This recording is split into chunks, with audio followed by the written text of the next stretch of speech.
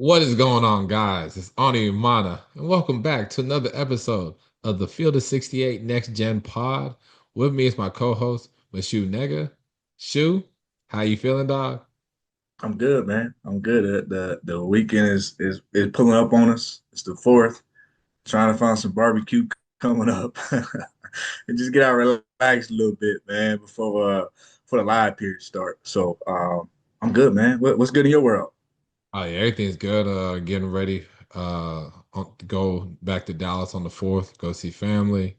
I'm gonna try to stay away from the liquor this weekend. I've been doing a better job, like I don't have to drink in every celebration. So I've been on a water and lemonade binge. Really more water than anything. So y'all, Hey, for cheers to people that that, know me, brother. y'all should be Cheers, proud. cheers, When they say cheers I'm an to you. alcoholic, I just, when it's like an occasion, like me, I like to You just get like to out a little bit. relax. I ain't Like call. to You just like to relax. relax, brother. Yeah, Relax. yeah. I'm trying to get back to my young days, like my young body. You know what I mean? Like All right. Okay. All right. All right. All well, all right, guys. We done bullshitting. This podcast, as you guys, if you heard it before, this is a collaboration with Athlete.ai. Athlete.ai is an app where it makes life easier for people to create reels and to film their kid, their nephew, daughter, niece, doesn't matter. Whoever you want to film. Reels are created instantly. This is a simple tagging system. So make sure you download the app. There's an update on there. And yeah, I got it on the background right here. Field is 68, the next gen. Like I've been doing some small interviews, like 2, 3 minute interviews with the like top 50 level players in the country in 226 and 227. So make sure you go check those out and just check out the Field of 68 pod. Rob and Jeff do a really great job. The whole staff do a good job providing information from the college level. And we just hope to do the same in the grassroots level as well. But, we'll get to it. There's an interview that we did, and it's with 226 5-star wing Jaxon Richardson, son of former NBA player Jason Richardson. So make sure you guys y'all check this out. What's going on, guys? We got 5-star wing Jaxon Richardson with us. Jackson, we have a theme. Me and Shu, like we're getting like these basketball players that have like basketball bloodlines. right. Ryan, we had Yeah. Ryan Hampton, we had Dylan Mingo, now we got you. We see your dad's jersey on the background, Yep. right? Yep. Yep. We got you in our background. We showing love, we showing support. That's Um, crazy. I but to how to you feeling? piggyback off of what you're saying, man. I think the biggest question always when you got a basketball family is like, who's the best baller in the house? So what you got? Best baller in the house? Who you taking? Like currently right now, Yeah. that's tough. I'll probably say my brother right now. I'm not gonna lie. Yeah. Okay. Right All now, right. All right. When's the last time y'all played? we haven't played in like a year, but I want to play him. I definitely do. Ooh, y'all got to run that one. I gotta know. I gotta know what that looks like. Who won the last one? He won the last one y'all played. Yeah, he did. He did. All right. All right. You got time to get him. You got time to get him, man. So speaking about your brother, obviously last week was an important, fun, life-changing night for your brother and your family. And so, it's taken, I think, 25th overall by the Magic, your dad's former team. What does that mean to the family? And then what does that mean to you as, being a little bro and seeing that? It meant a lot to my family just being able to see my brother get drafted. He's been working for this since he was born. Honestly, like as soon as he was born, he was already with the basketball. So just kind of seeing him go through this process and the amount of adversity he had to face to get there, it just kind of inspired me just to keep working. So just seeing him doing this, like I could like see just the process he went through and everything he went through that he had to get there. So I could just kind of take bits and pieces from what he did and apply it to me so I could try to make it where he's at. Okay. Okay. So, your upbringing, for you, when did you start playing ball? Did you play any other sports? I think I remember reading, or hearing about your mom coaching you. Like, talk about that dynamic as well, like mom and coach. So, like, how was that upbringing? Playing ball, playing other sports when you started playing, and your mom, all that. For me, I didn't really like basketball until about like freshman year. I was more into like other things. Like I was into like nature. I like playing the piano and I played lacrosse. So I was kind of into other things before basketball. And then I think my freshman year, I think when I got my first offer, I was like, oh, I can really do something with this. And then that's when I started taking it more seriously. But then when I was younger, my mom actually did coach me and my brother. So it wasn't really my dad, it was my mom. She kind of coached us throughout the whole process until about, for me, sixth grade. And my brother, it was before he went to high school. So she coached us through the process and kind of just taught us how to play the game. So do you still play the piano now? Yes. Ooh, okay, that's a good hidden talent. So with the family, obviously, all like, what do you feel like the advantages you've been able to gain? Obviously, you're the youngest. You got your dad that played, your mom you played and coached as well. Now your brothers, you've seen him a little bit older than you. Like, what have the lessons you've learned from them to help you kind of get to where you are now? It's kind of like a cheat sheet, honestly. Just they kind of know what to do in the process because my dad's already been there and then my brother just made it there. So it's kind of like a cheat sheet. So they kind of tell me what to do and what not to do. So like they give me good information, just kind of how you have to approach the game, like the business part of it, like what you have to do, like what time you have to be ready for certain things. So it's just kind of easier just to go do these things because I already know what needs to do. That's big time. That's big time, man. Ani, so I think we were offline before you got on. We were talking about this spring summer session for the Rebels, and I think there was a space where we were just trying to figure out like what is it your this last session, July session, like what is it you feel like you'd like to accomplish, by the end of it? What are some goals and that would be a successful end to your summer? I think honestly, just we got to go. I think we can go 3-1 4-0 next session. Just try to make Peach Jam. That's definitely the main concern right now. Just make Peach Jam, so we can just go out there and try to win Peach because that's definitely been an accomplishment I wanted to achieve because I won national states. So the only thing I'm really missing right now is a Peach Jam championship. So I think we have the team to do it. So I think we just got to go out there and just do our part. What do you think is the biggest thing like you guys are going to have to do? You guys were 6-5 in these first three sessions. So what do you feel like has to change, or is it like what's the main like key component that has to change in order for you guys to make a deep run? I think we all just got to do our part, honestly. Just be more aggressive, be more physical.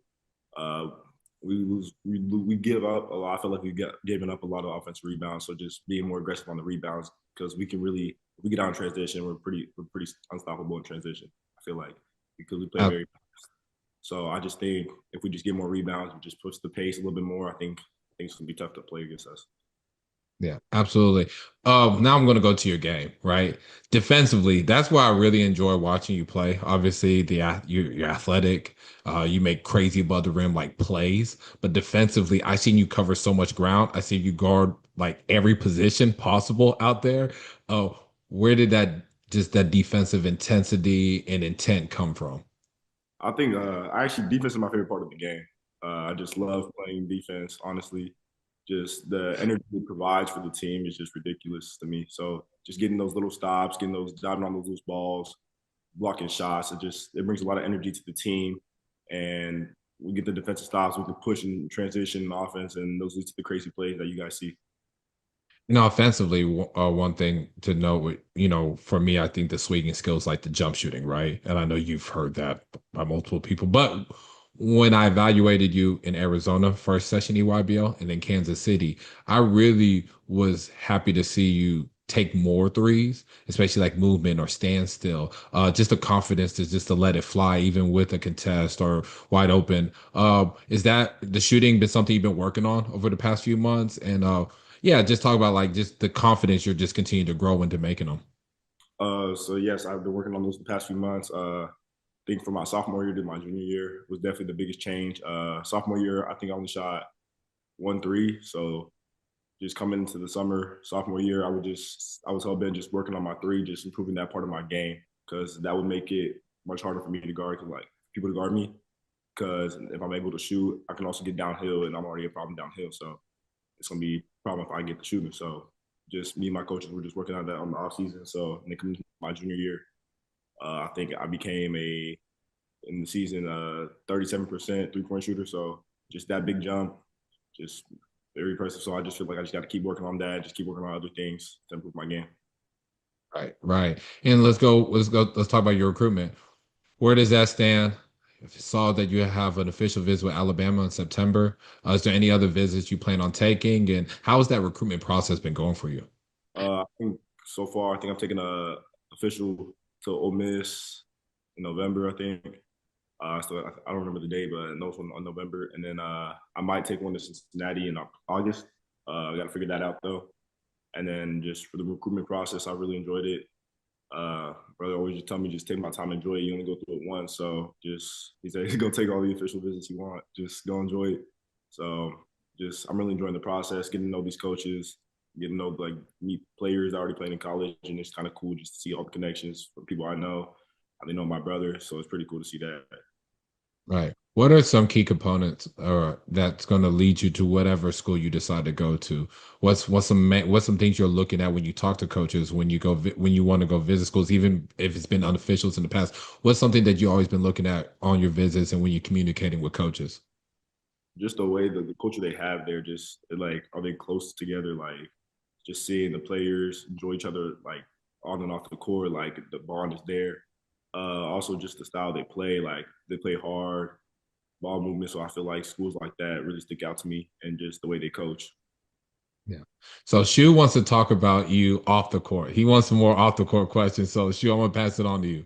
Man, I'm always trying to get to know the individual, the person outside of the player as well, because I think that's always huge for me.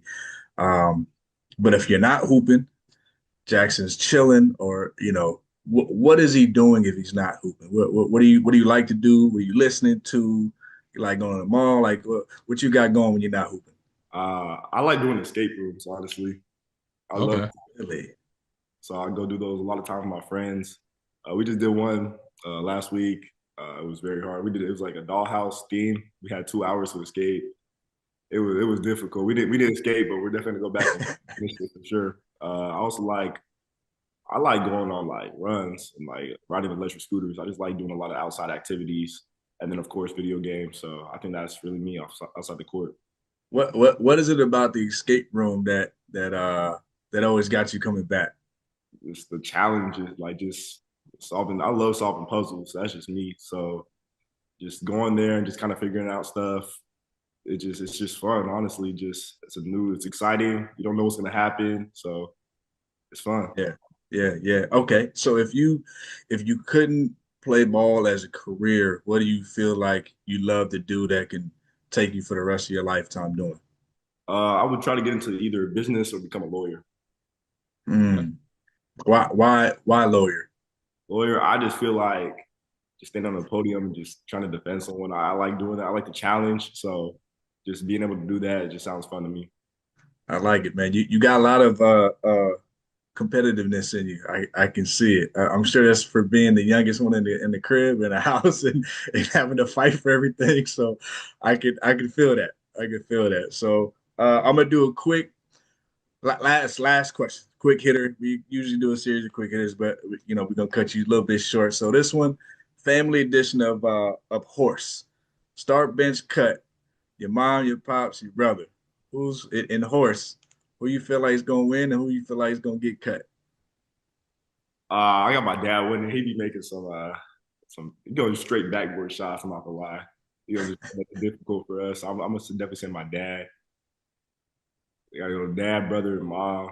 Mom's shoulder, she messed up her shoulder, so she can't really do anything right now. But yeah, That's a good one. That's a good one. Yeah, That's there how you you go. save There you it. go. You know what I mean? She's hurt. she's hurt. She probably gave it to y'all before, but she's hurt right now. So, oh, that's big time, man. Appreciate you, brother. Appreciate you, man. It's been a pleasure talking to you, getting to know you, getting to watch your game. I'll see you this EYL last live period again. But from me to you, appreciate you and keep going, man. Thank you. Thank you Appreciate it, for having me. Jackson. Good job.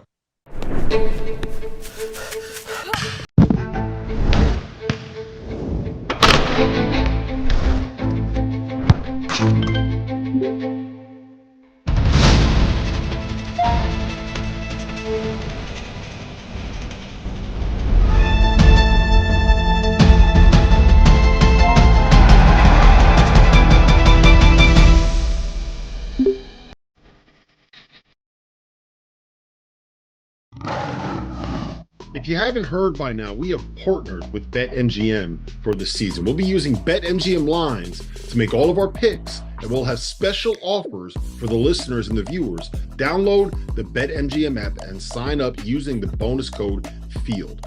Deposit at least $10 and place your first wager on any game, and you'll receive up to $1,500 in bonus bets. Go download the BetMGM app and use the code FIELD today. Sure. What'd you think? Like, I thought it was a really good interview. I think the ones that we have been interviewing has been really, really, really good. Getting a lot more insight on who they are, not just as a basketball player, but as a person. So, what were your thoughts on what Jaxon and how his answers were? I mean, well spoken kid, smart kid.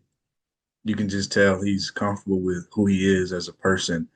I think obviously we're here to talk about basketball, but when you get a chance to talk about the kid and what they like and just get to know them a little better, like it gives you the full picture and understanding.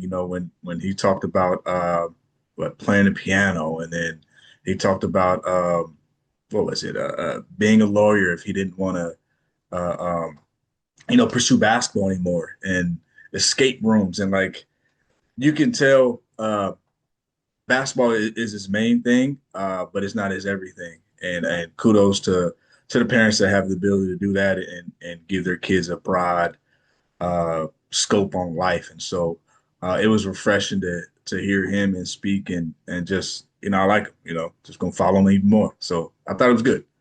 Yeah, I thought so too. I like that he mentioned, he wasn't really much of a basketball player until I think after his freshman year.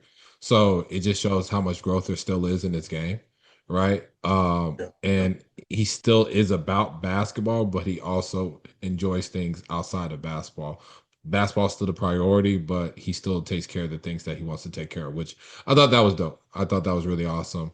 He mentioned 3 visits that he's going to take. Well, 2 he knows for Mhm. sure, and the third one in August with Cincinnati. They're planning that out.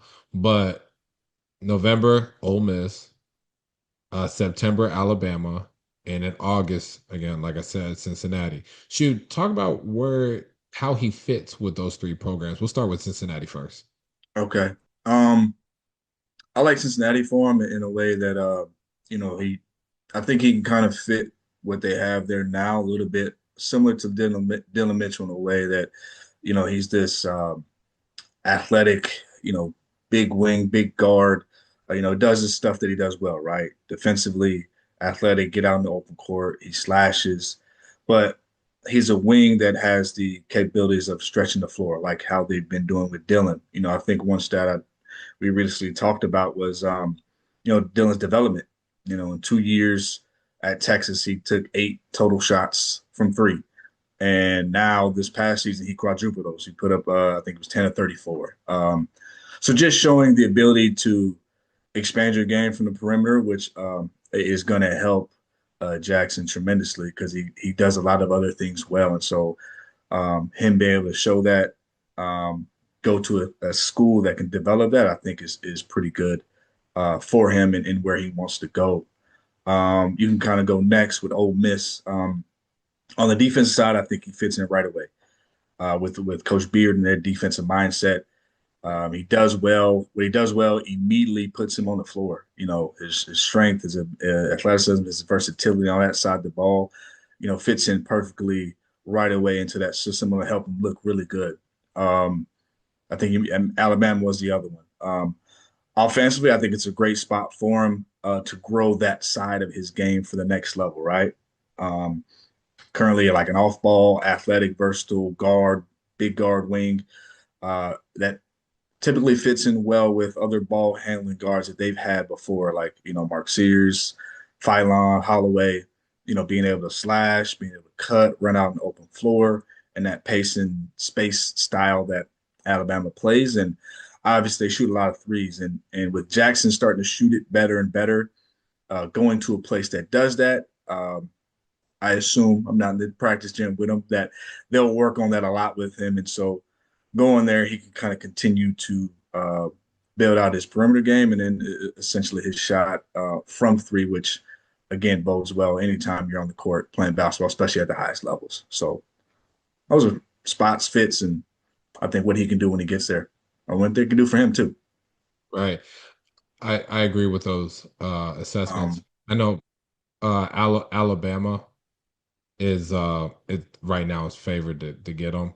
It was interesting. He did mention the November visit, like I said earlier. So I'm not trying to put words in him in the family's mouth, but it seems like I wouldn't plan on like a early signing or early, commitment. It could be something again, a kid at his caliber can wait, see how it develops. Again, this is a family just like we talked about Domingos. They've been through the recruiting process before. They know what it looks like. mhm. So tr- trust their judgment on that. But he's a kid that can commit early. He may be blown away by some of the early visits he has. He doesn't go in November. I'm not saying that is the case, but usually when you're seeing players take later visits, usually they'll probably still hold out a little bit, a little longer and see kind of how everything unfolds because these rosters change so much. Mhm, Like mhm, you want mhm. to see how how these teams play. You want to see if the coach stays around. There's always rumors about someone leaving here or this school taking this coach or Yeah. that. So I do understand, especially with players that have that leverage where they can be more patient on making the right decision, or if they feel like, hey, this is where we want to go early, that's fine. But or later, but they've earned that opportunity to kind of see how things play out because it's important for them to make the right decision, right?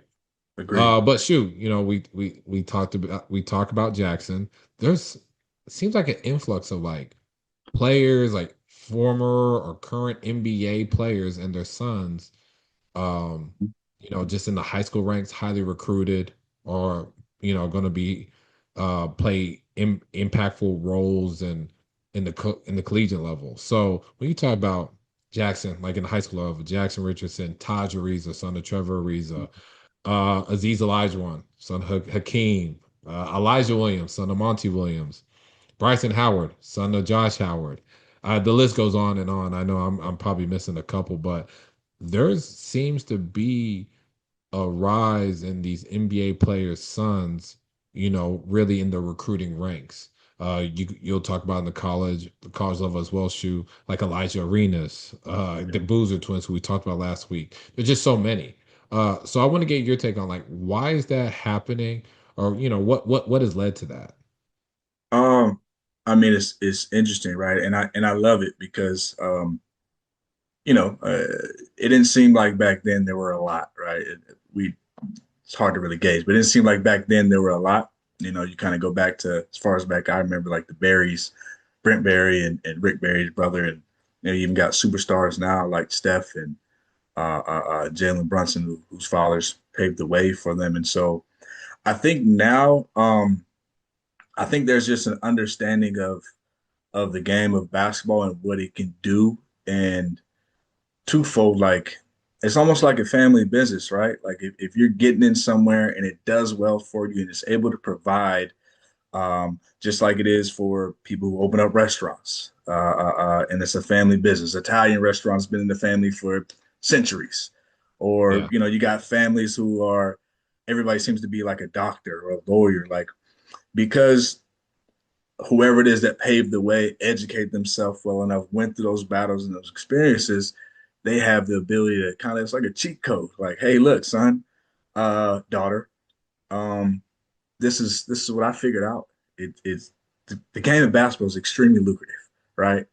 And right. it's fun. So you're playing a game, you know what I mean? So I wouldn't want it any other way. If that was somebody in my family, something that I wish that, you would wish upon yourself, right? If you figure some things out, you pass it on. But I think it's a combination of all of that, them understanding the game, what is provided for them and their families, um, understanding the basketball side, what it takes, and understanding the business side, what it takes. And then again, passing it down, you give your kids an advantage in life by figuring out something already ahead of time. That's what you're supposed to, you you think you're supposed to do. You assume parents are supposed to do for their kids is get them every advantage that they can, and that's what these coaches and I'm sorry, that's what these former players are doing. Um, is just maneuvering and getting them, probably starting on second base, third base for some of these kids. And again, it's fun, it's cool. I love it. it makes you feel old, to a degree when you start to Right. see people's skins in the game. Like, hey, I grew up watching you. Like, your son's in the league. Okay, okay. So, um, I think it's dope. It's a cheat code. They figured it out. It's lucrative. It's fun.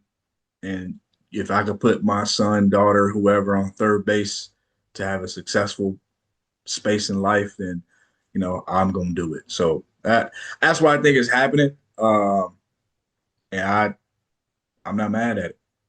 Yeah, and I want So to add to that, like even the mothers, like even if they're with the father or not, they've experienced what he went through, right? mhm, And they know what development looks like, they know what the work looks like, they know what the lifestyle looks like, right? So mhm, there's a several of them that I even mentioned or I even haven't mentioned that the mother kind of has more of the say in, yeah, in these, right? In these situations. So, but there's a lot moms that are very educated because they seen what the father or the husband went through, right? mhm, They saw what worked and what didn't work, and they're very attentive, and then they bring that to their child as well. I mean, you look at like Dylan Harper and his mom who coached him in high school.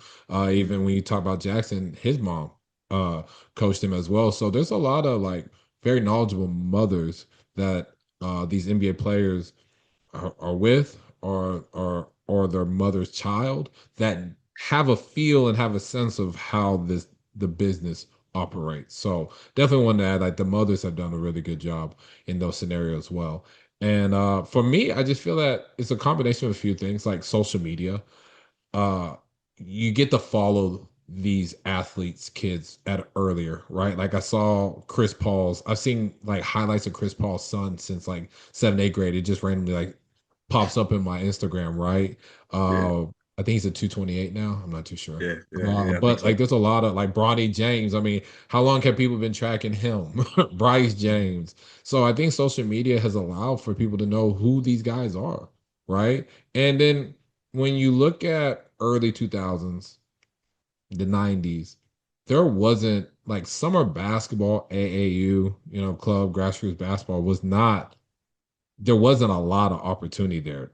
Now you got 4 or 5 circuits, shoe circuits. mhm, You have like Nike has its own Scholastic League. We just saw the deal with the Tradition Alliance.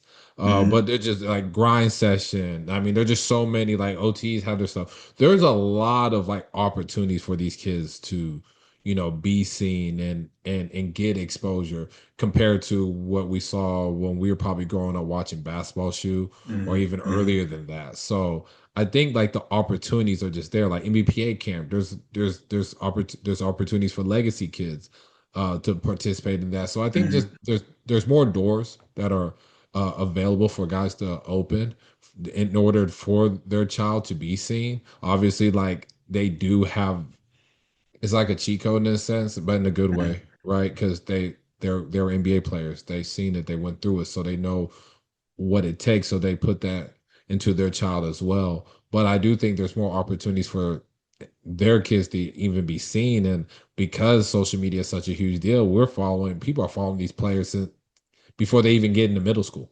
right? And they already yeah, they have a name before they get into high school, which is crazy. And that's a whole different animal, to be honest yeah, with you. yeah, But like, I do think it's just a combination of those things. But I really like your point of it's like a family business, right? Like if it's a family full of doctors, right? They would probably want their kid to be a doctor. If it's a family full of lawyers, they would probably want their child to be a lawyer. I think it was a family and the dad was in NBA and his father was in the NBA or something along the lines, and they see that the opportunity is there and they're going to pour that mhm, into their kid, not just because the opportunity, because it's just the love of the game that they mhm, have. And they're mhm, gonna, they're gonna do everything for their child. Maybe he doesn't become an NBA player, but he has a really good basketball process and journey. And mhm. yeah, I really do like that answer. I feel like it's more like the family business, and there's a lot of really good opportunities on and off the court that and it's the off the court stuff I don't think people talk about enough, like using basketball as a vehicle to open like doors for you, as a businessman after it's over, and build relationships that can last a lifetime. I do think all that's very important. Yeah. No, I agree with you to piggyback off your point of essentially how uh, uh we grew up, a lot of times it was you just went to the rec or went to go play outside during the summer. If you had your summer programs, but it wasn't as the platform and the growth of grassroots basketball has just sprouted, pun intended, to a degree that they are getting exposed and they are playing ball more often now, and sometimes unfairly pigeonholed into a space, but have this pressure of being, you know, like their dad or like somebody else. But sometimes pressure is good, and pressure is a privilege to a degree as well. But the game has grown at that grassroots level, like you said, the AAUs, the top 100s, the Nike elites, the Spider Mitchells, the Jason Tatums, the Dame Lillards, all these camps that give these kids additional chances to learn, to grow, and then you got more people in the gym trying to train them. More basketball specific lifting and workouts. And again, I got going to a middle school thing. That was the first time I think I did that last summer. I went to a middle school junior event. I'm just like, damn, I'm here watching 7th and 8th graders. Like, all right, this is they blew me out of the water with how they looked in 7th and 8th grade, Right. which again made me think like, damn, the game has really changed to such in a positive way, um, that I love. And again, it's part of the reason why the grassroots and these kids at this stage are getting exposure and growing into who they are, and until these former players are getting a chance to push their kids in a certain direction. So, nah, it's dope. It's dope, man. So, I think I had recently we talked about former players, but some of them being involved in USAB. That's another one Right. at that level, and so right now they got the U19s going on in Sweden, and I want to say their next USA's next game is tomorrow, but they're advancing and playing well. Have you had a chance to watch, and what's your takes on what you've seen so far? Yeah, I got to see USA a few games. I did not watch the game versus Jordan. It got to a point where I was like, okay, this is going to be such a beatdown that there's no like evaluating going on. It's just, hey, I'm just watching a massacre. Uh, yeah, but I have been watching. I've been watching different countries play, and it's been really refreshing and good. I'll let you kind of talk more about the USA basketball. Just a few of my thoughts. Like Michael Brown has been the best player on the court. He's been the best player in the event. Just the shot making, how efficient he's been from three, the athleticism. Like I seen the chase down block. I like how he maneuvers around screens, right? Like when he really wants to defend, like he really kind of he sits down and he knows how to navigate around screens, keep the man in front. Like I saw some really good things out of Michael. He's been the best player on that team, best performer. He's been the best performer in the event, and it really hasn't been close. Mm, AJ Dibansa has been very solid. Like I think when he just playing right, like I know he's getting hacked and fouled when he just playing and just just making the right reads and just going at it. Like there's no one that can really kind of that can guard him just with his length, athleticism. Uh, he hasn't been shooting it great, but like he's a better shooter than what he showed. mm, And I think defensively he can be such a playmaker when he gets to it. Tyron Stokes is another one.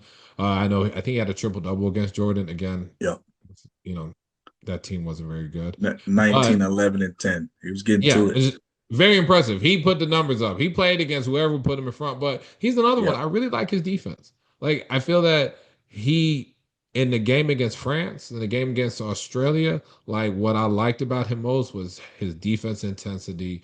You know, guys can't just go around him and they have to go through his chest, which is hard to do because Hmm. he has such a big frame. And I saw him just die for loose balls and kind of just do the little things, make sure he's securing rebounds and stuff like that. And yeah, that's it for me with Team USA. There's a couple others. I'll let you expand on that. But for me, is like Tyler Crop from or Kropp, I don't know if I'm saying it right, from Argentina. Yeah, I think yeah. he's had three 20-point performances. I think that's the first time in anyone's debut for Argentina that have done that. Like 6'9", big wing, posts up, uses his size. Well, he has like one-legged fades, hook Hmm. shots, can finish with either hand. He can pop out on the perimeter and shoot like the trail three or the pop three really good. It's a short roll. When he gets in, just attacks and finishes. Like he's just been getting a lot of shit done.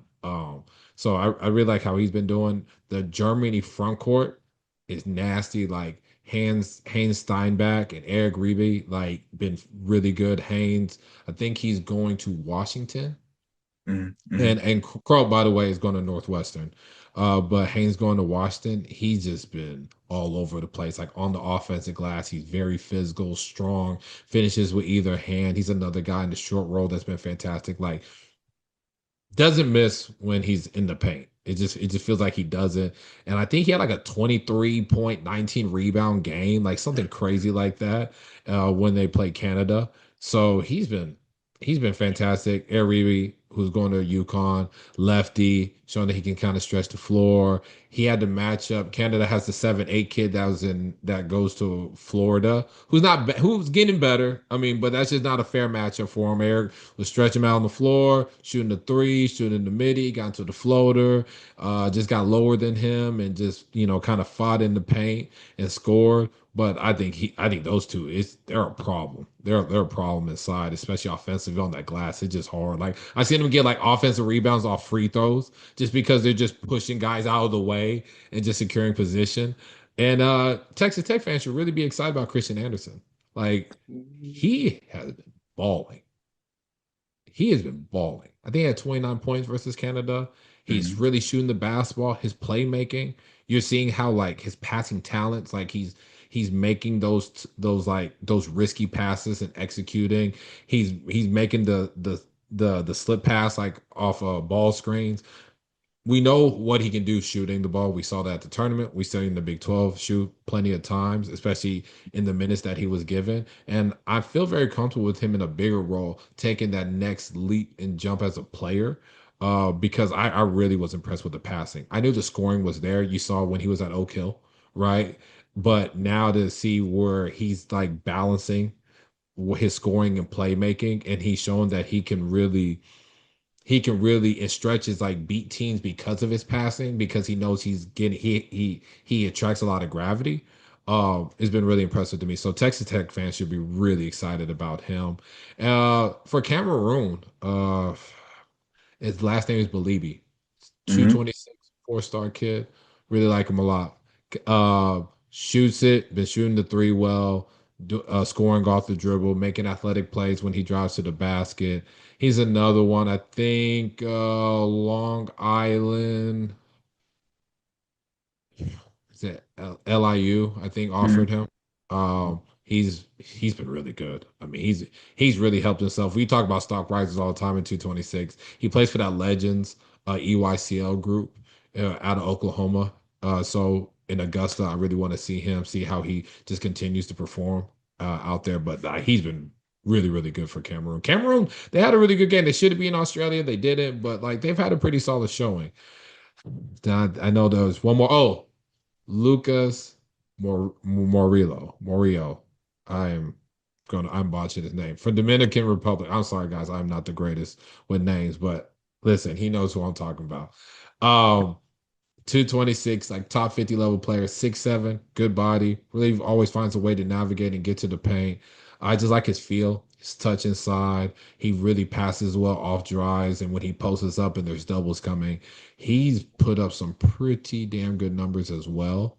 And then the last one I do have is Omar from Israel. Had a huge game against Cameroon. I think he had the highest scoring output with 33 points in the tournament. Even the game before that, I think he had like 20 something. He's Purdue commit. He'll be a freshman at Purdue next year, which I'm very excited to watch those guys play next year. But Mm-hmm. really shoots it. Attacks closeouts, get to the midi. He's tough. He's strong. Like he just fearless. I mean, even when his teams are down or it's like back and forth games, he like just has this fearless energy about himself. Like I'm gonna take this tough shot and I'm gonna make it, and I don't give a damn if I miss it because I'm gonna make the next one. So those are a couple of guys outside the United States that I've seen play that I've really enjoyed watching, and I'm excited to watch how the quarterfinals pan out. But Yep. shoot, talk about Yep. some of the other guys at USA that been a standout for you. Yeah, yeah. I mean, you hit it on the head with talking about Michael. I'd be remiss not to say something.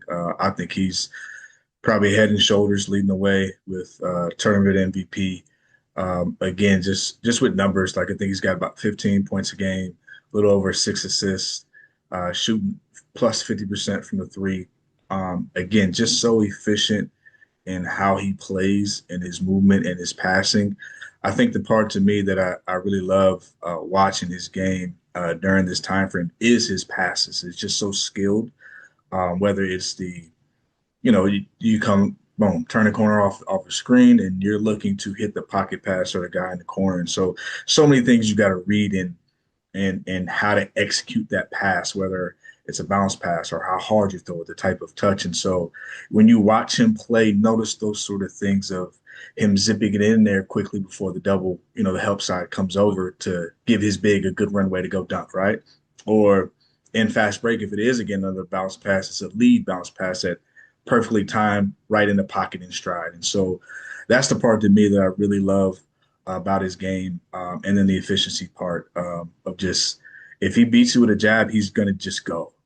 He's not going to waste any more dribbles trying to get into a different move. He's just going into that play and what that play calls for him to do. I'm going to touch on Cole Pete as well. He's just kind of been a man child again. Yes. Strong, big body, shoulders.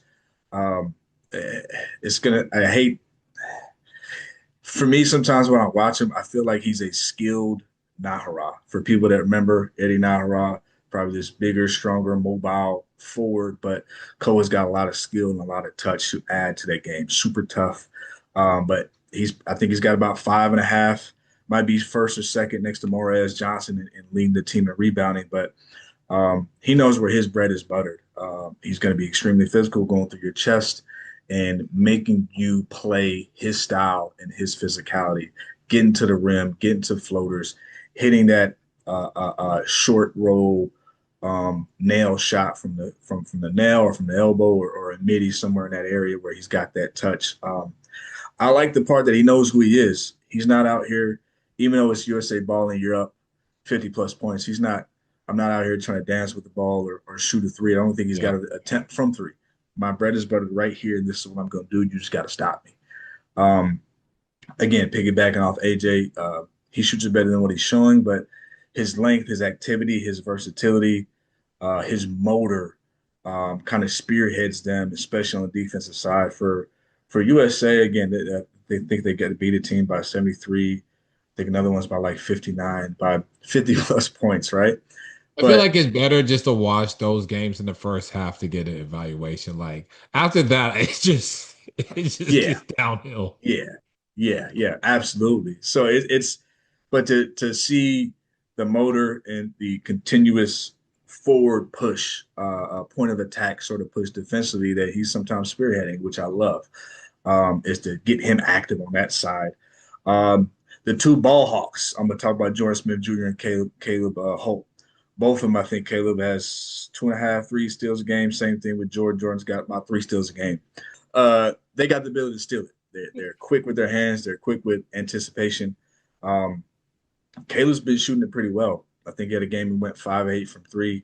He's shooting right below 50% from 3 during this tournament, which is an encouraging thing to see for the young man that, again, is a swing skill for him that once he continues to shoot it this well and it shows over time that all that for me it's a stock rise for him. You got Morris Johnson again, big man in the paint. I think he's got about 8 points a game, six rebounds. I think about 2 blocks. So he's manning and doing his position. Jasper Johnson going to Kentucky or at Kentucky, shooting it well, lights out. Just get into it quickly. And that's the part, again, that I like about him is how quickly he gets to his feet set and kind of gets it going. But, again, we talked about Tyron and his triple-double.